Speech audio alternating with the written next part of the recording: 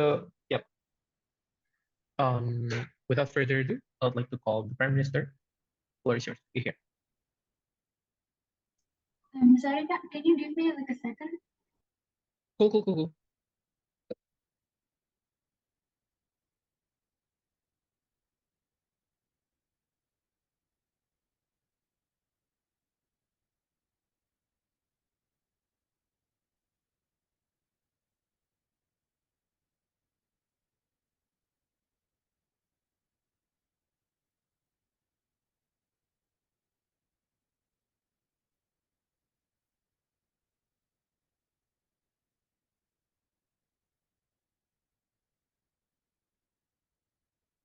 Are you ready, Erin?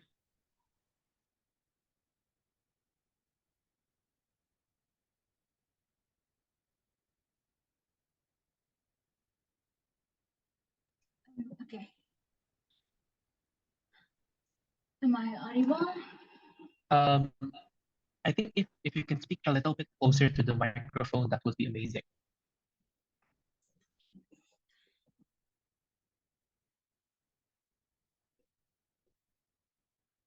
How about now? Can you try to read the motion? This house opposes the commercialization of competitive debating, such as private debate training, paid workshops being highly Okay, specified. I think it's generally fine. How about the other CAP? Are you think it's okay? Um, I think okay, I think it's enough. Okay. can I start? Yep. You may start. Okay. I'll be starting my speech in 3, 2, 1. As government, the commercialization, meaning that we're getting profit from this exact competitive debating. And we would like to oppose that in purpose the education proposes and specialize in critical thinking other than just writing some arguments and just giving speech or even training for our confidence exactly for people's skills development, because exactly this is very important for understanding and filterize the information that we got in order to avoid like hawks, for example, and also a purpose of mindset development. This is a general skill. So essentially debating is not something that is profit oriented. It is not something that is needed than just for exclusive people who are able to pay. We open this competitive debating concept in order for society to opt in to be better. So in this case, we are very exclusive and we're not incentivized for only majority of rich people.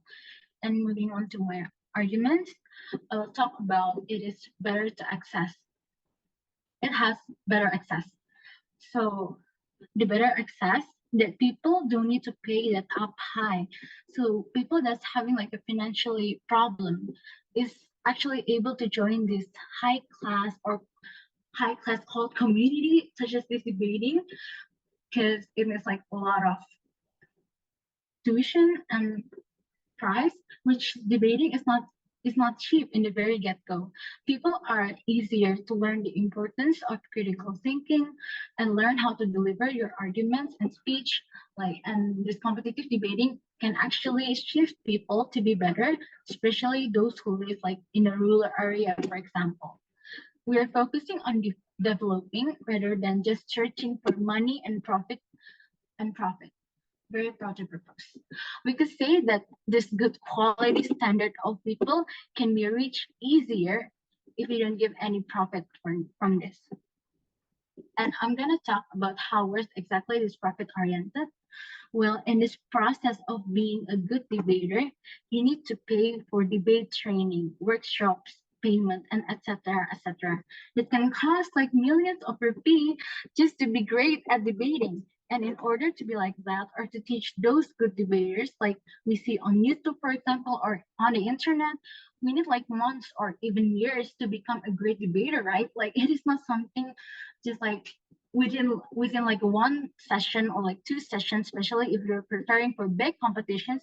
You need like at least 4 to 5 months to prepare with your team and to maximize your skill to be great. This is a parable that says like if you have money you can be success or become whatever you want. Well, under our side of the house we would like to oppose that for this future debaters goodness and advantages. And with the less commercialization, the debater will be in a community to become a competitive debater with lots of achievements. Well, I'm gonna give you an example, like some proof in that happens in real life. Like even my own private school doesn't want to pay for debate coaching or preparations, even if we bring or represent the school name. We find this own burden for us, and therefore I will say that it should be accessible for everyone. We'll be needing the school support system itself, because things like this happens inside the campus or school, so they can actually less burden us to become a great or competitive debater. They demand us to be a great debater first, and then having a lot of achievements, then they can pay for our price and something like that. But how about the beginners? Like in the purpose for them to not go away or incentivize them in the very first place because of the price and etc. etc. So under our side, we encourage these people to opt in inside the debate community without any burden and pressure. And with that, I rest my case. Thank you. I thank the Prime Minister for the great remarks. To open the case of the opposition, I would like to call the leader of the floor is yours. Here. Hi, am I audible? Just checking. Yep, you're audible. Okay, let me set my timer.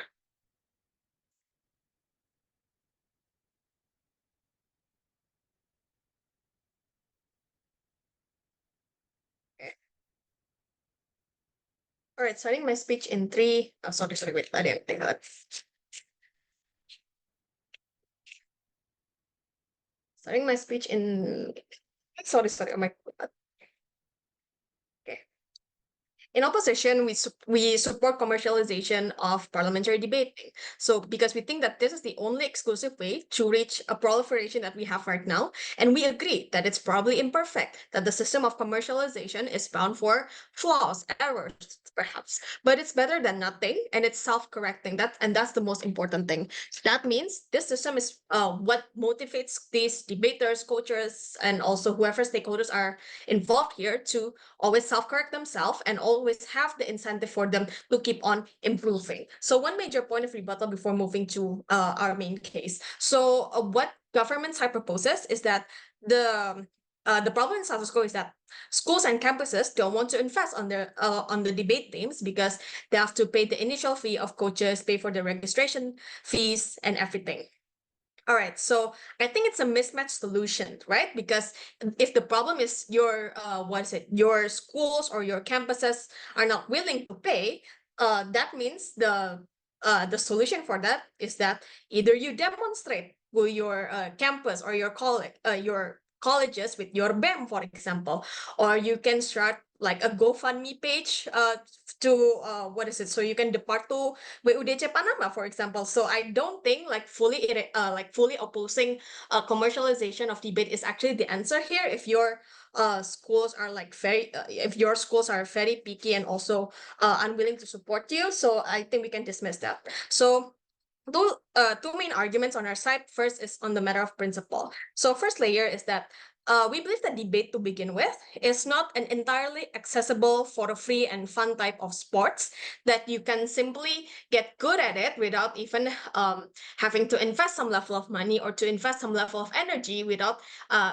asking for those investments to be repaid or not having any return on investment at all. Because one, you spend 10 to 12 hours or even more weekly to practice, which can be only done if you don't struggle that much in your class, or if you're so that means you're intellectually privileged, right, to be able to do that. Second of all, you have to be exposed to progressive values and modernity to discuss topics like social movement, feminism, women's rights, LGBTQ, and much more. So that means to some extent you need to be like a middle to upper class level of individuals to be able to do this. Third of all, you need to have money to travel for competitions and pay for hotels and plane tickets. So that means that even though you don't have to pay for the registration fee and whatnot, if it's an offline competition, you still have to pay to some extent, right? So it's gonna be a shame if you don't get any ROI of that.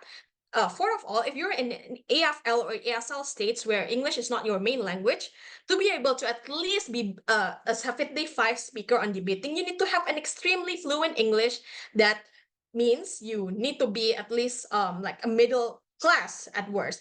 Lastly, you need to be mentally resilient for failures, for harsh criticism, for failing to win competitions, not getting your your registration fee or your like money for tickets be paid with prize money of your debate win. So that means we need to settle here that debate to begin with is not an entirely accessible type of sport or activities. Second of all, compensation for the energy, hard work, and also this resilience is actually what's the most important, and that's why commercialization is incredibly important. Because one, you can only judge if you have an accreditation or if you at least have broken in some level of competition. You can only coach if you've won some level of accolades or are well recognized. So that means those are the energies that, and also the dedication you've spent for you to get this level of recognition, and you need to be paid because the service that you provide as a coach, as a judge, is a commodity. It's not something that you don't invest to get and you can just give for free, right? You did some level of hard work to obtain that. But third of all, you're spending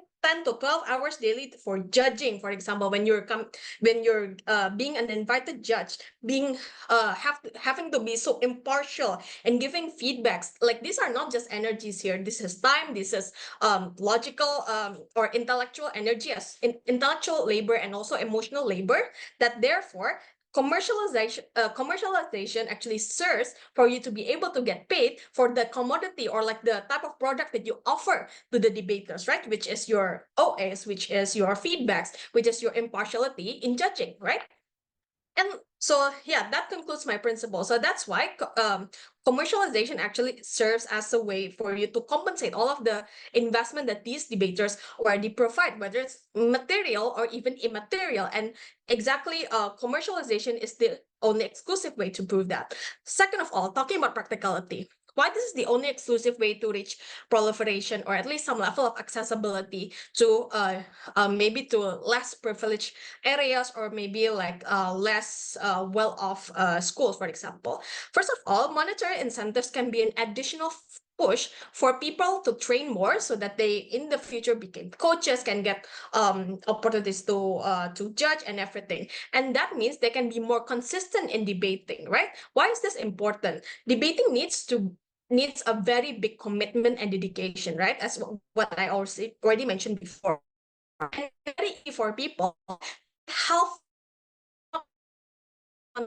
because let's say they process and then they to quit. There's nothing means in your setup does the probability of you having less and less amount of coaches, less amount of debaters, and less amount of people who want to study debate or learn debate consistently is going to be significantly lesser. But second of all, being paid well actually leaves people some room, or especially like the coaches or like powerhouses debaters, to have time or like to have a capacity to do pro bono work, because like these well-paying gigs actually serves them as a cross subsidy, so they don't have to worry if they don't get paid in their pro bono, right? So if government wants accessibility, exactly, we provide that too on our side of the house, so it's not exclusive on their side of the house. But lastly, comparatively in government side of the house, what will motivate people to stay in debating is that they will really reliant on accolades, right? They will be reliant on their achievements, having best speaker titles and whatnot, and this will be the only main source of incentives compared to on our side. At least you can have an additional incentive of monetary, right? That means it's going to be much worse because one, there will be significantly less amount of people who can do this or like at least get this much of accolades because it's less certain. Only 4% out of like total participants can get into grand finalists. But second of all, because there's less coaches available, abuse may happen, right? Because there's no competition between coaches and there's no sense of improvements on their methodology. They can just do whatever towards their coachee. Very proud to oppose.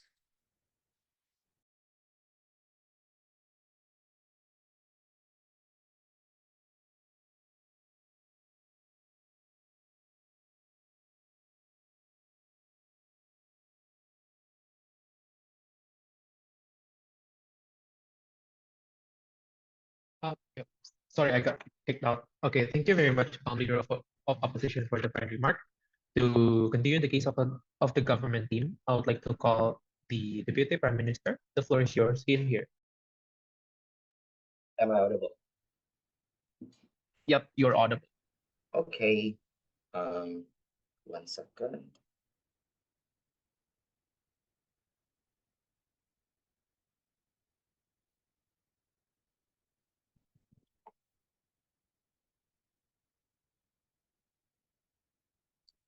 Okay. Starting my speech in 3, 2, 1. In a world where we both agree that this is a sport where it needs investment in terms of effort, in terms of time, in terms of the willingness that you are willing to put into the sport, we can say that we don't think that adding a layer of this barrier is something that is desirable for the community. We understand that there might an incentive where this, capital and money brings incentive for more and more people to get into this in a way that they are being repaid, or they get the return of investment of the times they have spent on this sport. But I don't, but I don't think it's one justifiable to push to attract these kinds of people that is only going to do it for the money. But also, we don't think that it creates a healthy environment that is gonna properly that is gonna that is properly gonna proliferate the sport in the first place. And we reject that notion, right? We reject the notion that it's gonna be able to profit off of proliferation. I think there's an incentive instead to go to where the money is, and that is not the rural places, right? So we think that who are we relying then? We think on our case, we're relying on two things: on the operations of proliferation, or the operation of the competitive debating. That is state-backed programs, and two, just based on voluntarily, right?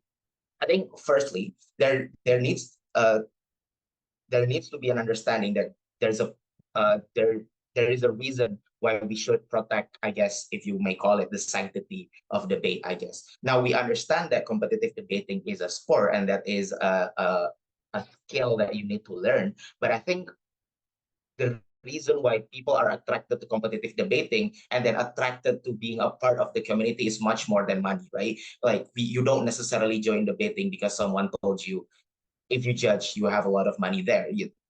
You can get money everywhere, but there's a reason why you chose debating. And I think the reason why you chose debating is because of that feeling you get when you train, and that engagement you have with other people, including those with different kinds of mindset, but also having just a safe space where you can just speak your mind, having differently, and then you still have just like a buddy or organization that's going to protect you when you do your speech. So I think this kind of interest, this kind of intention why people join debate would severely get washed when you intentionally make debating a profitable cause, right? I think people care less about the community then, and care less about how it is joyful for the people, or how it's hospitable for a lot of people, and instead on how it can bring so much profit. I think, and again, our side does not neglect the possibility that these coaches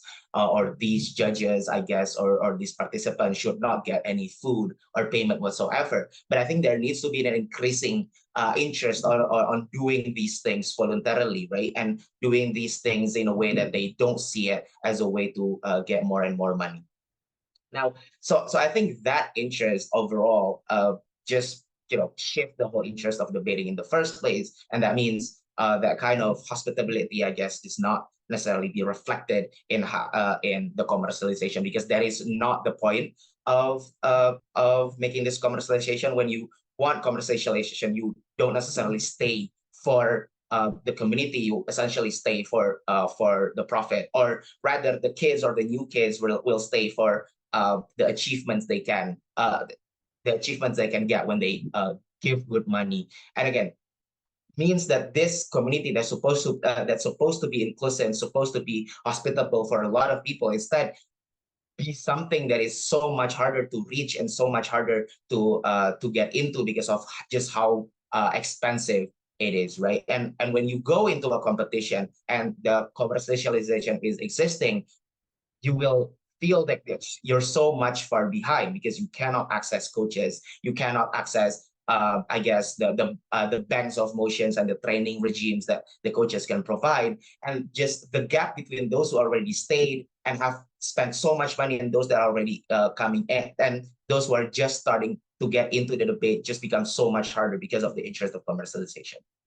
Now, again, secondly, what kind of proliferation do we want actually, right? Because I think the proliferation that comes from the opposition side means they are in it for the money. But again, what kind of proliferation do they need? Because I think the reason why we have attracted so many provinces in Indonesia, for example, is not necessarily because the debate competition that is made by individuals, for example, because maybe those are at best online, but at worst they are only existing in Jakarta, for example. It actually comes from the state back program, and where the state actually invites so many students, so many high school students maybe, and they can access the provinces, access the town where they're learning at, and the schools, and where the school have an incentive to send their students to represent their city or their town, for example, right? So these kinds of proliferation is what we need, because this is the kind of proliferation that's gonna exactly benefit debating, because debating does not only necessarily benefit from how you speak and how you do the meta debating and the meta gaming, but also about the different kinds of perspective that is valid and comes from this comes from these personal experiences, right? And so we think this kind of proliferation would not exist, because then when commercialization exists, what you're trying to fulfill, or what we're trying to fulfill, is just people where the money's at, right? And this means students from higher upper class communities, and then they can pay coaches that are already gone to the worlds, for example, and whatever. So I think this kind of proliferation actually is actually better on our side, knowing that with alumni and with people that go into the debating, understanding that this is not a place to get money from, right? And we can see currently that we have incredible alumni that is willing to invest into debating, whether on a personal level or contribute to their institutions, for example, where where the money is not an issue, where they just want just the basic hospitality, and then basic hospitality, and then the rest is just to contribute. But so knowing this, I think the alumni can there are more actually incentive for the alumni to get into this, knowing that this is not the money and they can get money from other jobs and whatever. So I think overall the community and the intention of the community still exists, but also the proliferation is not going to be just like bad, just like opposition. Thank you. Yep, I thank the PM for the fine remarks. To continue the case of opposition, I would like to call the Deputy Leader of Opposition, floor is yours. You here.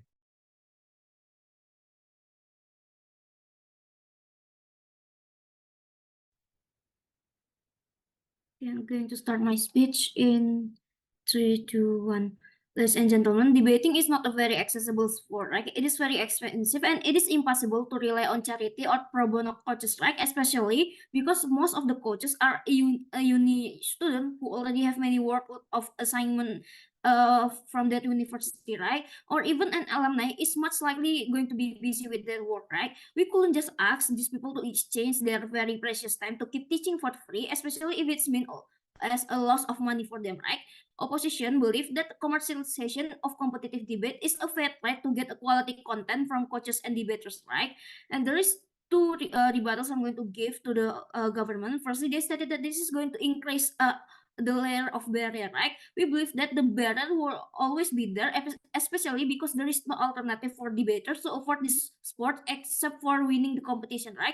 My first speaker already explained to you how the fixation on winning competition will make the validation of your skill only on winning the competition, right? And even if you are already a very skilled debater, you will less likely to dare to teach other even as a charity, because you feel like you are not you're not confident enough on your skill, right? Because you did not win as much of competition, because that is the only parameter of your skill. But by making this competitive debate as a commercialization, we will open up a more alternative of their skills parameter, right? I.e., as a coaches or as teacher. So even if they did not win as much of competition, maybe they will understand that they are better as coaches, and this will open up better chances for other debater to gain the skill from them, right? And secondly, they stated that they want the proliferation. But we believe that proliferation will only happen rapidly if there is an incentive to improve or expand this debating scene, right? As an example, maybe because they are trying to make money from a master class, they will expand the number of audience even past the geographical barrier. If we do not can give this incentive towards this debater to expand this debating scene, then they will just trying to keep making the money from winning this debate, right? Making the competitive debate scene much more inhospitable competition. Now, there is several scenario if there is no commercialization, right? We believe that firstly, pro debater will most likely get keep their skill and knowledge for their own alma mater, right? In order to improve their own team, meaning not really, they're not going to really willing to help other varsity team or even schools, especially if it's mean they're improving their opponent, right? Because this means they will have less chance to win the competition and their purse money, right? The possible outcome is there could only be a small number of strong varsity team who is going to monopolize the debating world, right? Which in turn making it harder for a starting university or less skilled varsity team to get any chance on breaking into the debating world, right? The best case for this is the new team will be able to get a pro bono coaches who is willing to teach them, right? But my first speaker already told you why this is unsustainable, and the worst scenario is them being swallowed by the giants in the debating world, right? Meaning, and they're going to get discouraged, making debating much more exclusive in these cases, right? At least with commercialization, this will allow a new team to break into the debating scene, right? By having access to pay for coaches or even pay for a masterclass online, right? And the second possible outcome is that debating work will be limited only to privileged people, because debate is a very expensive and time-consuming sport, right? Most debaters pour all of their free time to practice, right? But not everyone could afford to use their free time to practice, especially those with less privileged background, right? And they will then always be able to cover their loss with the winning prize, right? Meaning there need to be some of kind of compensation for them, right? No, thank you. Or another way for them to be able to afford this sport. Without any way to commercialize on this sport, we are forcing this debater scene to be much more exclusive for people with money. And this is why we believe that we should commercialize this debating, competitive debating, right? Our counter narrative is that this will lead to a better improvement for debating world. Yeah, because yes, at the start, we believe that private coaches are only accessible to rich privileged kids, right? Making international school and private school to be the main benefactor. But the popularity of debating competition will increase when more school or university join in, right? Especially because Indonesia's school have the culture of FOMO, right? When it comes to achievement, the publication of competitive debate as the competition will give incentive to other school, right? Even the public one to have their own team and support their student to compete, right? Which could be in the form of paying for coaches or even provide them with the funding for a boot camp, right? With this commercialization of competitive debate, by giving an advanced debate class and private coaches, Indonesia will produce much more skilled debater, right? Who compete internationally. This achievement is not only good for the skilled debater, right? But also for the country, because there will be a trickle-down effect, right? Where government is much more willing to pour money into the competitive debating and support the sport of competitive debate, right? This support is important to make competitive debate to be much more accessible for everyone, right? And with that, we believe that we should support this commercialization of competitive debate. Thank you. I thank the DLO for the fine remarks. To continue the case of the government team, I would like to call the government whip. The floor is yours in here. Okay, hi everyone. Is my voice audible and clear? Yep, audible. Okay, POI chat. POI through chat, please. But if there's any audio difficulties, kresek-kresek robotic sounds, langsung unmute and cut me off. Feel free to do that. Also, I'll be self-censoring as much as possible to avoid name dropping. But in the case anything seems personal, it's not. Okay, so let me set my timer.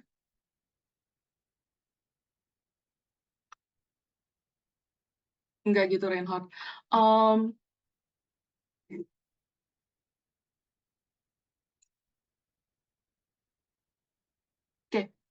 I'm gonna start my speech. Two questions on the burden of opposition. Number one, if it's true that in the first place, lots of access issues exist and only middle class or higher levels of socioeconomic debaters can even participate in the first place, we think this invalidates the urgency of proliferation to begin with, because it actually annihilates the urgency that both sides should agree on in the debate. But also, it's a high erasure of lots of people already existing in the community, struggling to find coaches, struggling to find spark partners, etc. Right. Number two, if it's true that good access to coaches, good access to trainings, workshops, etc. is an important thing, we agree with that. But exactly, you don't really get to that point before you get the merit-based accolades, before people see that you have enough of merit, and merit usually goes by the level of achievements that you have, etc. Right. So we don't see this being any solvency towards either the point of validation, point of urgency, or principle standing from opposition side of the House. Second point on their burden is that we do urge opposition team to engage with our case when it comes to the actual accessibility, right? Because my first speaker has already brought to you why debate has some intangible benefits, such as you having more critical thinking, public speaking, etc. My second speaker has already explained to you why being idealistic to a certain extent, even though it's not always visible, but it's something that we want to nurture in a community where you can be pro bono by nature, not just because of your convenience, right? Exactly the nature of sacrifice that we want to nurture in the community is what we want to obtain. So we don't really see any meaningful responses on why then our case suddenly falls just because you can have the ability to gain money at the end of the day, right? I have three clashes in my speech. Basically, it's what makes good proliferation. First off is initial access. Number two is proportional return of investment. Directly engaging with leader of ops speech, and then also points about further development to engage with second ops speech. First off, initial access, right? Let's look at who are coming into the system. So we agree that it's usually newbies from smaller institutions or people with some level of experience, maybe high school debaters, but with limited resources. Because if you're coming into a privileged institution, this debate doesn't really apply to you, right? Except for getting more money sometimes. So the highest the highest delta, the highest contention here is not the level of quality coaching necessarily, but actually whether or not you can even access the basic stuff in the first place. You do not need WSDC level training camps or things like that, but you need ADS-UI track, for example, because you're still learning the basics and the intermediate level skills, right? We're not saying you cannot go surpass that, but this is the basic skills, right? You cannot ever try and coach to be closing teams where you don't have enough debaters to spar to begin with. Take, for example, the number of people who used to be in JDF or Medan Debaters Forum, for example, right? The community there, no matter how small they are, still managed to give access towards smaller communities, and it was fully done, or most of the time pro bono, right? Sometimes inviting coaches, but usually just giving them a meal or covering for the ticket. If it's just for, break-even point, that's not really for profit, that's not commercialization, we're okay with that. The moment you enable the thinking pattern of, hey, you can actually gain money out of this, it's actually valid, it's actually okay, you minimize the ability for people to see this as an ideal sport. And it means that you're enabling the wrong kind of mindset, right? You're enabling the mindset where I can get money out of this and I want to prioritize paid coaching one-on-one with a rich kid who pays me 1 million per session instead of trying to coach pro bono for 4 teams, which can actually give access to 8 debaters at once. We see that this is already happening in the status quo. That's exactly why we oppose commercialization and also like the further development of it, right? So that means specifically we should win on 2 tipping points. Number one, we already gave to you the characterization of what is important in the debate community, especially for the people who are the vulnerable actor. Number two, we gave you the delta and actually answer the needs that our vulnerable actor has, right? You do not get this level of analysis from opposition case, at least so far. But also, why can't the incentive be money based, right? Why can't why should the incentive be idealistic at the end of the day? Because here's the thing, it's hard to check and balance the initial access and also gain better development at the end of the day. Exactly because if your first coach is already toxic, you wouldn't know that because you don't know the standard wage of other coaches. If your coach is predatory in terms of how they teach you, you wouldn't know because you're a newbie. The moment you gain access towards a freer community where you can check and balance each other, that's the moment you can get this illusion of what should be a good debate community. And we think commercialization puts people in bubbles, not interacting with people outside of the oligarchy of people who are already able to get those kind of coaching fees at the end of the day, right? But what about proportional return of investment at the end of the day? Because we agree that debating does need a heavy level of incentives, right? Number one, in terms of gaining profit, etc., we say that you already do get money, so the urgency isn't that huge to begin with, right? A lot of people stay in the community because it's their hobby, because they get the benefit of critical thinking, which translates into intangible benefits such as satisfaction, such as validation. So not everyone needs this. This is this is a lower level of urgency to begin with. This should not be prioritized in the debate, right? But also number two, we think that the benefit doesn't have to be coaching inside of the debate community after all. Why? Because you gain the soft skill of critical thinking, writing to a certain extent, and also public speaking, which translates into a lot of jobs. You probably have networks of people who you can talk about, hey, what does management trainee tasks look like? And apparently, oftentimes, the FGDs look like debate cases and case building, right? So we say that if you do want to have some sort of longevity of the benefits that you can gain well past beyond graduation point in your life, we say that the community is still going to be there for you to return the investment, but you can still gain it elsewhere.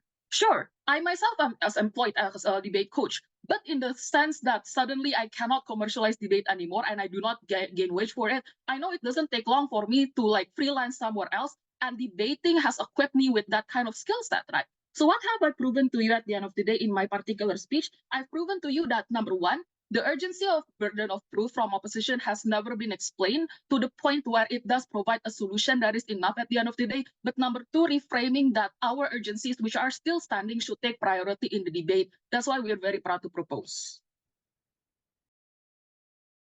Yep, I think the government will bring the final remarks. To continue the case of opposition, I would like to call the upwhip. Floor is yours. Here.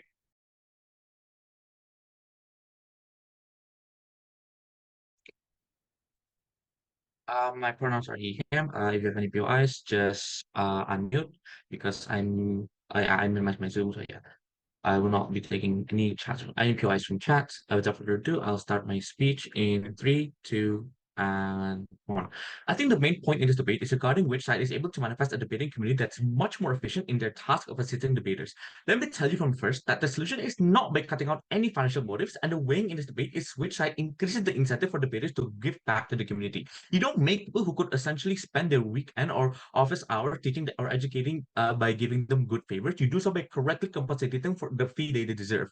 Their side is inherently irrational. Before we move on, I would like to point out a few of the case flaws. Firstly, their side never really responded regarding our side's framing regarding how debate is inherently an inaccessible sport. All they say is that some people are privileged and whatnot, but they don't really take into mind that the end product, that no matter what mechanism their side proposes, the people who would be interested in debate in the first place would most likely have to have some sort of privilege. So whatever sort of range or scale they're trying to achieve, it will not be feasible. And secondly, their side never really take into account the existence of underprivileged people who uses debating skills as their source of income. Their main mechanism is the Achilles heel of their main goal. This is a fatal flaw, as it means that exactly as they're underprivileged, that the amount of effort that they've taken through and that they have gone through in order to gain all of these debating skills is immediately nullified because they can no longer use it as a source of income. And I don't think that that will be a sort of a return on investment that any good debater would want, right?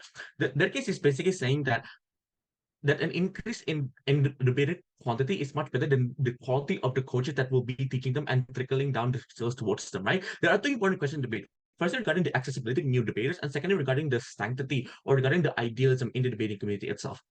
I can prove to how we better achieve those things within the debate. Firstly, regarding accessibility to new debaters, if side proposition argues that they can bring in more debaters and be more inclusive, then if we prove to you how it nearly gatekeeps the community further down the road, we win this clash. Let's explicitly get to the arguments about this. Firstly, this has stated that quality debaters is obtained through their mechanism, right? I think I have 4 responses to this. Firstly, I think that the end benefit is symmetrical on both sides, just from different backgrounds, right? Regardless of whether a wealthy person got good coaching because they have money, or if a low-income individual got coaching because he knows a debater or something, right? I think the net output remains the same. a good new and upcoming debater. So it isn't inclusive on their side of the house. Secondly, this isn't sustainable. This model would immediately collapse the moment that current existing active coaches and educators retire. Those that are sufficiently motivated by sheer kindness are subsequently replaced. There isn't a guarantee that there is a new wave of good and kind coaches that are able to do charitable work. There isn't any guarantee. There isn't like a 100% foolproof fix. Therefore, this model that they propose in itself is inherently risky. Thirdly, even if that a more diverse share of good debaters only come out of that mechanism, linking back, it doesn't matter what mechanism you push. If the input of individuals themselves are already pre-selected, like what I meant, in order for you to be exposed to debate in the first place, you'd have to have some sort of privilege, like i.e. good English, good progressive mindset and whatnot, right? And fourthly, if Prop argues that it's unfair, some wealthy people have certain advantages like more exposed international perspective and such, you don't counterbalance that by restricting coaches to commercialize. You do that by collectivizing money from the community to give further subsidies, for example, things outside the debate, right? Secondly, this has stated that good judges would only give expensive classes, perhaps, right? Firstly, wrong. The debating community is rational, not cruel. There are mechanisms already in place, like calling them out, other good debaters opening less expensive coaching, and the community in enacting certain policies that cause for more affordable prices, perhaps. Yes, there are cases, but market segmentation happens either way. Even if proposition argues that the number of debaters who would be willing to quote unquote charity work would decrease further on. That's such an unlikely scenario, as I think that everyone who's felt what it's like in the community, how wholesome it is, you would feel a shake in your heart to at least lower your prices and to actually give back to the community, right? Even in the worst case scenario, it is much better than that medium case where good experienced debaters retire at an increased rate and earlier on, due to better paying opportunities like getting a job, paid internships and careers. Like they would have no more motivation to sacrifice their office hours or sacrifice their weekend and such, because now they have this actually good paying job that they get once they've graduated, hence making retirement a much more alluring option than giving back to the community, right? So the weighing then becomes between having accessibility against quality of teachers. I think that that sustainable wise, it's much more strategic for the community to prioritize having their best debaters to remain active as long as possible, because that means that those same people still have time, still gain experience. That further enrich the community's skill, right? So trickle down theory. Comparatively, on this side of the house, the good and experienced debaters that would subsequently replace the current I guess powerhouses of debaters would retire at a much more earlier phase, at a much more earlier period, essentially because they no longer see the incentive, they no longer see the financial incentive that sort of complements their already existing incentive to give that to the community. Because even if you were to choose between like, should I focus on my career that will help me pay for all my bills in the next 20 years, between like give back to the community, realistically speaking, most people will choose the first option rather than the latter, right? So tipping point here then, if we win this clash regarding accessibility to new debaters, simply because we give to you how a trickle down theory, how further down the road, there will be less experienced coaches, there will be less experienced educators, which in turns would give less, it would result in a less experienced and a less nuanced community that has quote unquote a decreased skill in debating and whatnot, right?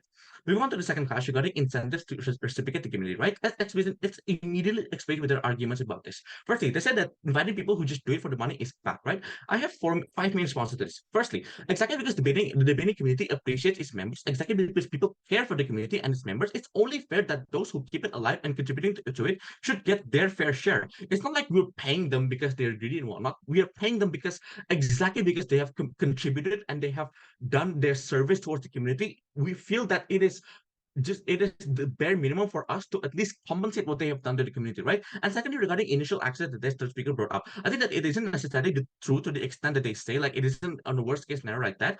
Most people get to know debating from debaters either way with some sort of experience. So check and balance still exists. Like, hey, I don't think that coach is good for you or not, right? But even then, regarding their urgency is false itself, because it doesn't take you to a lot to know that someone is abusive. Like if you see that your coach is trigger warning, I guess bad mouthing you or some sort or exposing any abusive tendencies, it doesn't take it doesn't take a genius for you to figure out that, hey, I don't think this coach is good. I don't think this coach is as suitable for me and whatnot, right? Thirdly, if proposition really wants to maintain the quote unquote sanctity, all right, fine, we take the bullet. This debate experience will be quote unquote vulnerable, right? But there's still alternatives that still fulfills this. For example, if you want to really just coach simply for the experience and one-on-one emotions, sure, go ahead. Exactly because they argue that people who has no financial issues can and do want to reciprocate means that a sufficient counterbalance is good enough. If they want to reciprocate, sure, go ahead. It's already happening in status quo.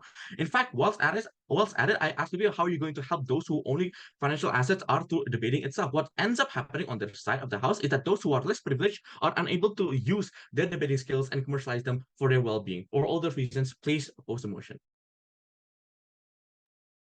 I thank the opposition whip for the fine remarks.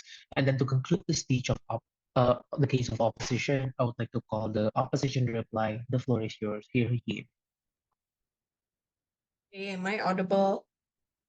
Yep, Matt, audible. Okay.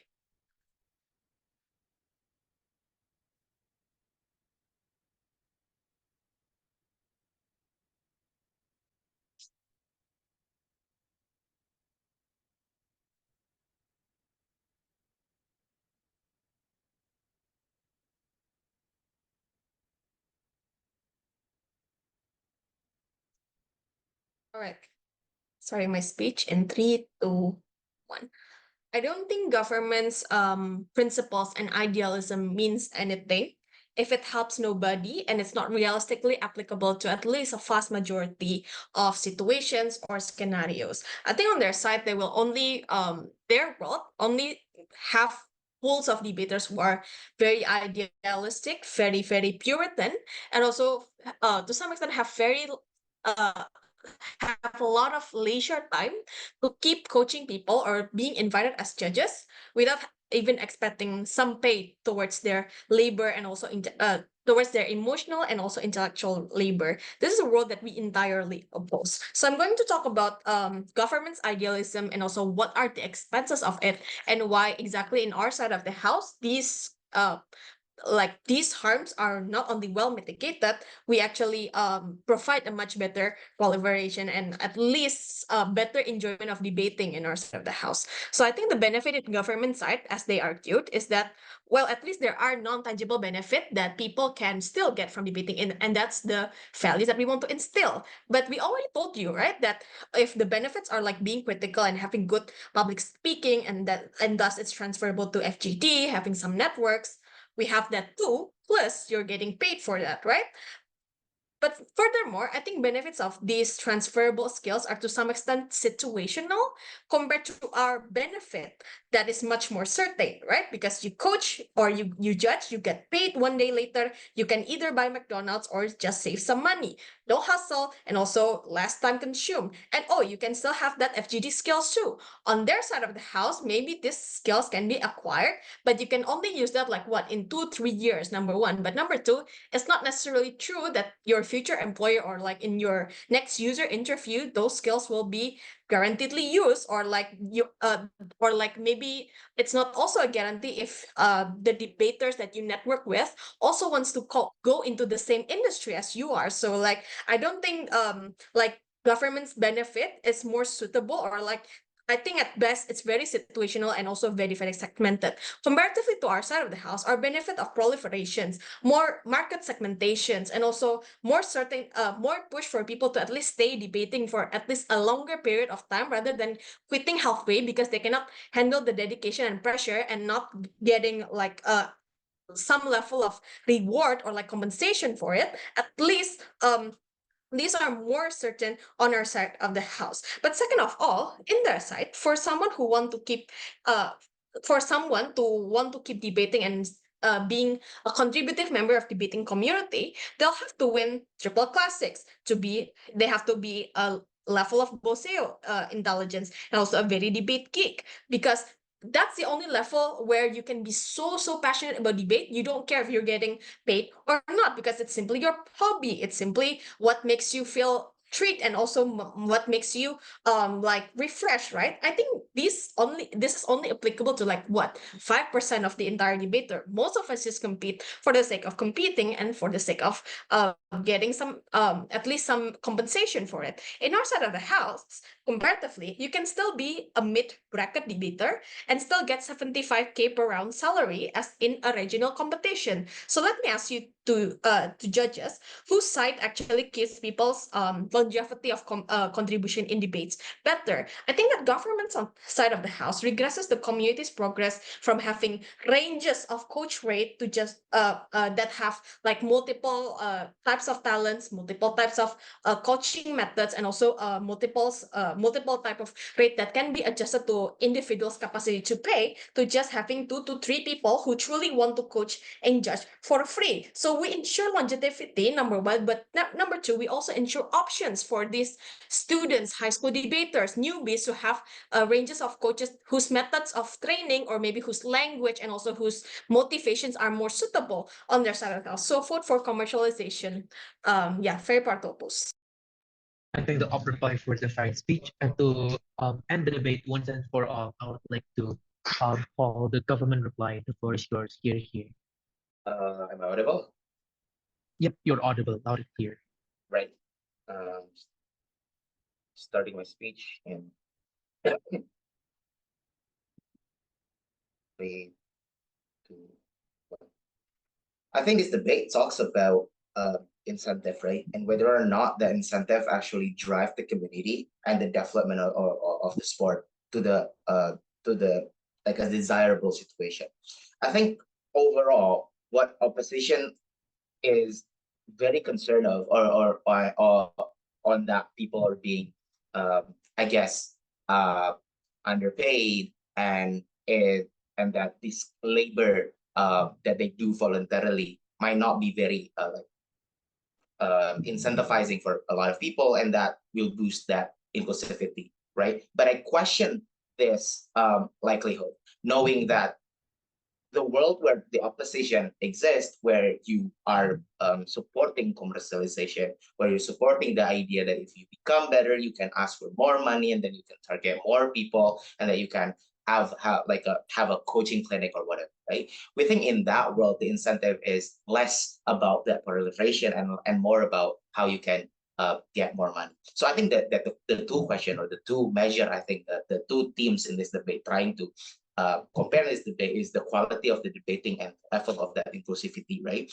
I think although opposition, especially in the third speaker, tries to say that, we have better quality of debating, we have that means people are incentivized to do their speeches better and perform better because they can get more money on it. I think, again, the question on that is, what kind of quality of debating should we seek for? I think if we're going to talk about the extra rich community and that or that people that are willing to pay and have enough time and enough time to spend the time in debating, I think that quality or like the top quality will still exist. And then the question is, how does the lower class people, I guess, would be able to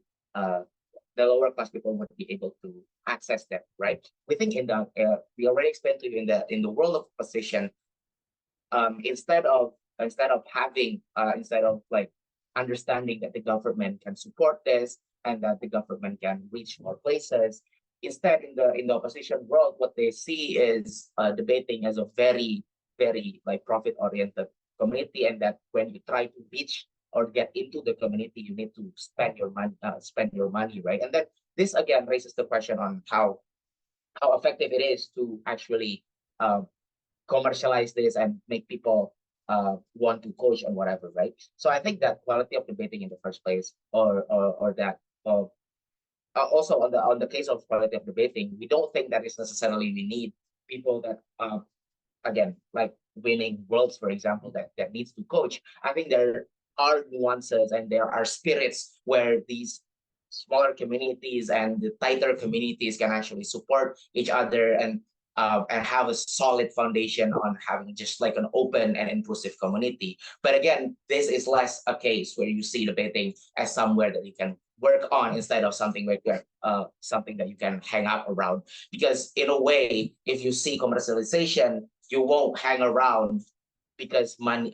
You won't hang around if there's no money, because money is the only reason why you're there. And so we think the community aspect in the government side of the house is way more solid, and that's way more accessible towards these lower class people, or like the lower class communities that is trying to enter debating, because just how much more approachable. And we're talking about like the whole system, right? We're just like not necessarily just how much that they should be able to pay you, but also the method in which they say in which they can teach you the system and whatever. It can become more and more inclusive, making them able to access that. So I think the compensation, what we defend in government side of the house is, again, we still believe they should get compensation at least, but we oppose the mindset or the progress in which this becomes a more profit oriented. Thank you. Thank you very much, Government Whip, and I would like to thank everyone for the amazing debate that we have right now. The OC can turn off the recordings, and yep. Thank you, everyone. Please leave the Zoom meeting so we can proceed to the CAP deliberation. Thanks, y'all. Thank you for having us. Bye bye. Thank you all. Bye.